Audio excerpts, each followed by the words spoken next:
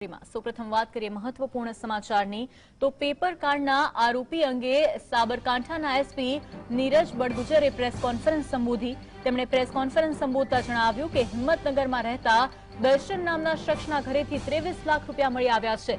આરોપીએ ઉમેદવારો પાસેથી રૂપિયા લીધા હતા અને આ નાણાંને પોલીસે કબજે કર્યા છે। પેપર લીકના આરોપીએ ઉમેદવારને પોતાના ઘરે પેપર સોલ્વ કરવામાં મદદ કરી હતી।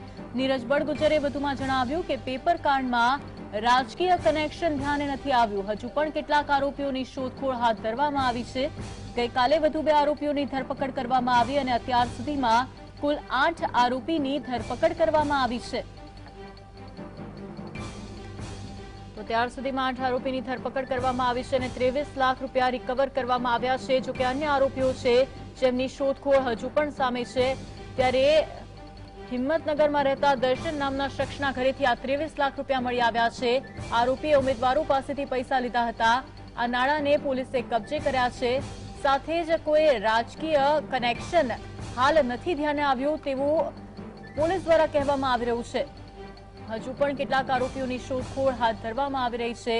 ગઈકાલે વધુ 2 આરોપીની ધરપકડ કરવામાં આવી અને અત્યાર સુધીમાં 8 આરોપીઓની ધરપકડ કરાઈ છે।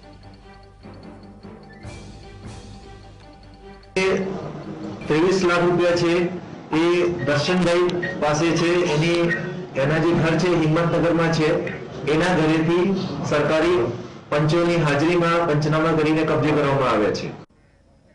संवाददाता क्षितिज जोड़ाई चुक्या छे। क्षितिज, पेपर लीक में साबरकांठा एलसीबीए 8 आरोपीओनी धरपकड़ करी। गईकाले 2 आरोपीओनी धरपकड़ करवामां आवी हती। साथे ज 23 लाख रूपिया रिकवर करवामां आव्या छे। आगामी समयमां हवे केवी रीते कार्यवाही हाथ धरवामां आवशे?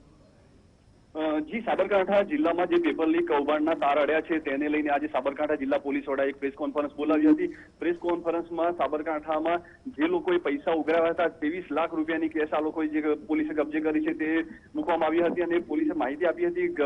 सवारे 6 आरोपीओने पकड्या बाद गईकाले सांजे साबरकांठा पुलिसे વધુ 2 आरोपीओनी धरपकड़ करी छे अने आ लोकोनी पूछपरछ हाथ धरी छे। नोंधनीय छे के आ आरोपीओ पासेथी हजू कोई बीजा कोई पेपर पूड्या होय के एमां बीजा कोई पेपर में सेटिंग करी होय तेवी कोई माहिती हजू सुधी पुलिसने मळी नथी। उपरांत मुख्य सूत्रधारो कोण छे, कोई पॉलिटिकल पार्टीनो व्यक्ति आनी अंदर जोडाયેલો છે તેની તપાસ પણ પોલીસ હાલમાં કરી રહી છે।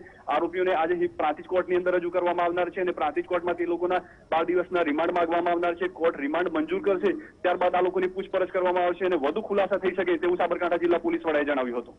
જી, આભાર સમગ્ર વિગતો બદલ क्षितिज।